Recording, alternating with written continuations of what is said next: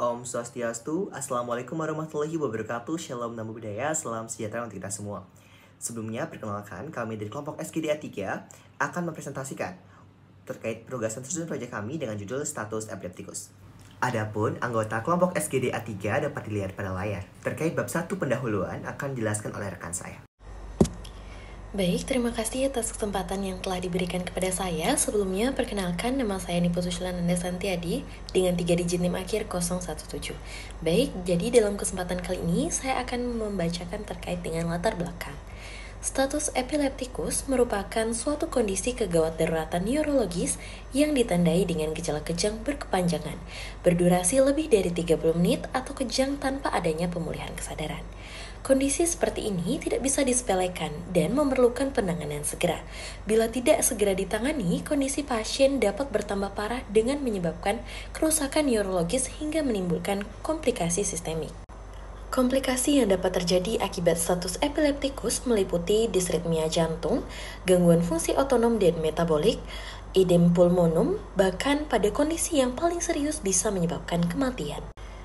Kematian akibat dari status epileptikus seringkali terjadi dan dilaporkan temuan kasus 10 per 100.000 sampai 40 per 100.000 populasi. Berdasarkan laporan, didapatkan temuan anak-anak di bawah 10 tahun dengan jumlah kasus 14,3 per 100.000, sedangkan untuk kasus kematian paling tinggi terjadi pada kalangan lansia pada usia lebih dari 50 tahun, yaitu sebanyak 28,4 per 100.000. Baik, terima kasih atas waktunya. Sebelumnya, perkenalkan nama saya Igiri Suputra Paramarta dengan 3 digit akhir 209. Penyebab utama status epileptikus di Indonesia mencakup stroke akut, terutama pada pasien dewasa, serta ensefalopati infeksi dan epilepsi yang tidak terkontrol. Tata laksana status epileptikus di Indonesia juga dipengaruhi oleh ketersediaan fasilitas medis, terutama di unit gawat darurat rumah sakit besar yang seringkali melakukan intervensi farmakologis cepat untuk menghentikan aktivitas kejang guna untuk mencegah kerusakan otak yang lebih lanjut. Penderita diharapkan mampu terdiagnosis lebih awal sehingga dapat dilakukan antisipasi sedini mungkin. Baik, di sini bisa dilihat pada rumusan masalah terhadap pada PPT. Selanjutnya, pada tujuan penulisan terdiri dari tujuan umum dan juga tujuan khusus. Berikutnya, pada manfaat penulisan terdapat manfaat teoritis dan juga manfaat praktis. Mungkin sekian dari saya serahkan kepada teman berikutnya. Terima kasih. Baik, selanjutnya yaitu bab 2 pembahasan yang akan dijelaskan oleh rekan saya. Baik, selanjutnya saya akan menjelaskan mengenai definisi status epileptikus. Status epileptikus merupakan suatu kondisi kegawat daruratan neurologis yang ditandai dengan gejala kejang berkepanjangan yang berdurasi lebih dari 30 menit atau kejang tanpa adanya pemulihan kesadaran. Kondisi seperti ini tidak bisa disepelekan dan memerlukan penanganan yang segera. Apabila tidak segera ditangani, maka kondisi pasien dapat bertambah parah yang menyebabkan kerusakan neurologis bahkan hingga menimbulkan komplikasi sistemik. Baik, terima kasih untuk kesempatannya. Sebelumnya perkenalkan, nama saya Putu Sri Darmayanti dengan 3 digit NIM 38. Izin untuk menjelaskan di bagian etiologi status epileptikus. Etiologi di sini dapat dibagi menjadi 2, yaitu simptomatis dan juga idiopatik atau kriptogenik. Pada etiologi simptomatis, penyebab status epileptikus itu diketahui dan dapat dibagi lagi menjadi 4 subkategori. Yang pertama ada akut, yang kedua remote, yang ketiga kelainan neurologi progresif, dan yang terakhir itu pasien dengan epilepsi. Untuk etiologi idiopatik atau kriptogenik, penyebab status epileptikusnya tidak diketahui secara pasti. Di sini juga terdapat proses akut dan juga proses kronis. Untuk proses akut itu menjelaskan sebagian besar kasus status epileptikus itu terjadi pada orang dewasa, dan untuk pada anak-anak itu penyebab umumnya pada pasien anak biasanya terdapat infeksi sistem saraf pusat, kesalahan metabolisme, dan tidak ada riwayat kejang sebelumnya. Untuk proses kronis, status epileptikus ini dapat diakibatkan oleh epilepsi yang ada sebelumnya dengan kejang. Mungkin sekian dari saya, dilanjutkan oleh rekan saya. Terima kasih. Izin melanjutkan, sebelum perkenalkan, sajian pertama dengan 3 digit NIM terakhir 054. Seperti yang sudah dijelaskan sebelumnya, bahwasanya status epileptikus ini dapat didefinisikan sebagai suatu bangkitan yang berkelanjutan ataupun seizure yang multiple tanpa adanya fase kembali sadar, yang dapat dilihat dari gejala motorik, sensorik, ataupun disfungsi kognitif kurang lebih 30 menit. Di mana hampir semua bangkitan dapat berhenti dengan sendirinya setelah beberapa detik ataupun menit. Dan hal tersebutlah dapat menunjukkan bahwasanya otak yang sebenarnya mempunyai mekanisme endogen yang berperan dalam membatasi hiperekstabilitas dan juga hipersensibilitas. di mana disfungsi yang terjadi pada inhibisi GABA yang akan menyebabkan keseimbangan dari eksitasi inhibisi dalam otak akan bergeser ke arah eksitasi yang berlebihan.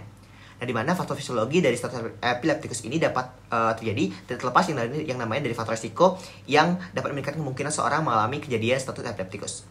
Di mana orang dengan riwayat epilepsi dapat meningkatkan risiko yang lebih tinggi terkena status epileptikus, dan juga kepatuhan seseorang terhadap obat atau penggunaan obat pada penderita dapat menyebabkan risiko terkena atau terjadinya status epileptikus itu sendiri. Dan di mana pasien dengan cedera otak traumatis, tumor pada otak, stroke, infeksi meningitis, encephalitis, diabetes, gangguan elektrolit, dan juga gagal ginjal juga dapat meningkatkan risiko terkena status epileptikus. Dan tidak jarang juga ditemukan beberapa insiden kejadian pada anak dengan riwayat gangguan seperti anak dengan Dravet syndrome ataupun Lennox ataupun Gestalt syndrome. Dan beberapa kejadian status epileptikus ini juga dapat dipengaruhi oleh karena adanya faktor genetik. Dan juga riwayat keluarga dengan epilepsi juga akan meningkatkan risiko seseorang mengalami status epileptikus. Sekian yang saya sampaikan, akan lanjut dari rekan saya. Baik, izin melanjutkan. Perkenalkan, nama saya Nila Putu Adidinda Dewi Puspita dengan 3 digit terakhir dan 61. Di sini saya izin melanjutkan terkait patofisiologi status epileptikus sendiri, di mana status epileptikus berkembang dalam 2 tahap, di mana ada tahap inisiasi dan pemeliharaan. Pada tahap inisiasi, kejang dipicu oleh faktor tertentu yang biasanya dapat diatasi sehingga kejang mereda. Namun pada tahap pemeliharaan, kejang yang terpisah bergabung menjadi kontinum dan penyebab awalnya tidak lagi diperlukan untuk mempertahankan kejang. Transisi ini dipengaruhi oleh intensitas dan durasi stimulasi. Berbagai molekul sinyal seperti antagonis, GABA, glutamat, dan berbagai neurotransmitter lainnya berperan dalam fase inisiasi. Untuk memicu status epileptikus sendiri, secara mandiri, stimulasi harus berlangsung minimal 30 menit. Selama status epileptikus ini berlangsung, sistem limbik berisiko tinggi mengalami cedera, terutama pada gyrus dan tantus, di mana gyrus ini berfungsi sebagai pengatur yang mengontrol penyebaran rangsangan. Jika ambang batas aktivitas terlampaui, rangsangan dapat menyebar ke hipokampus dan area neokortikal lainnya, memperpanjang status epileptikus melalui sirkuit yang terbentuk. Mungkin sekian dari saya, akan dilanjutkan oleh teman saya. Baik, perkenalkan, nama saya Imade Yugi Satria Dharma Putra dengan 3 digit terakhir 202. Saya izin menjelaskan mengenai komplikasi dari status epileptikus. Komplikasi yang dapat terjadi yaitu salah satunya adalah encephalitis. Encephalitis dengan status epileptikus memiliki mortalitas dan morbiditas yang tinggi. Hal tersebut dapat terjadi akibat komplikasi sistemik pada status epileptikus seperti distripnia jantung, gangguan metabolik dan fungsi otonom, edem paru neurogenik, hipertermi, rhabdomyolysis, dan aspirasi paru. Kerusakan-kerusakan secara neurologis bersifat permanen pada encephalitis dengan aktivitas kejang yang tidak terkontrol dan berkepanjangan. Hal tersebut dapat disebabkan karena adanya invasi virus secara langsung, respon sistem imun pasien yang teraktivasi oleh patogen atau neuron yang sudah mengalami kematian, terutama yang sudah diinduksi oleh status epileptikus.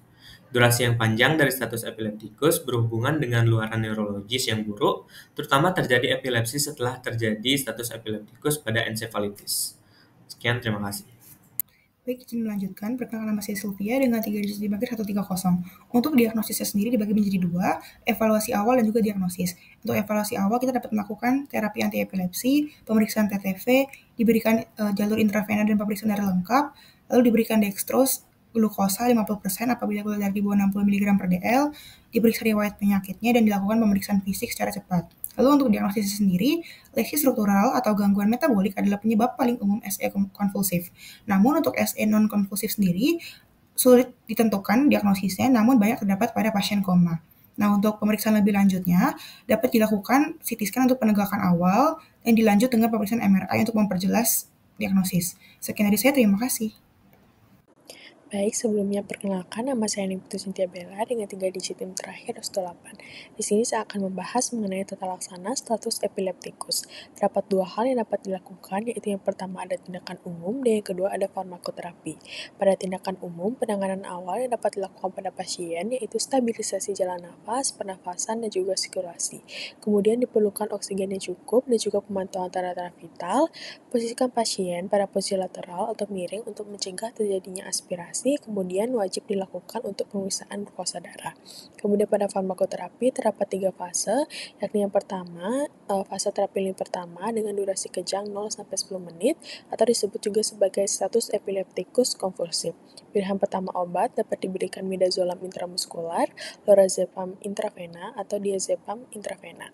Kemudian pada fase terapi kedua dengan durasi kejang dalam rentang waktu 10-30 menit, dan juga disebut sebagai status epileptikus epilepticus established atau ditetapkan. Kemudian obat yang direkomendasikan ada fosfenitoin, phenytoin, asam valproat, dan juga levetiracetam.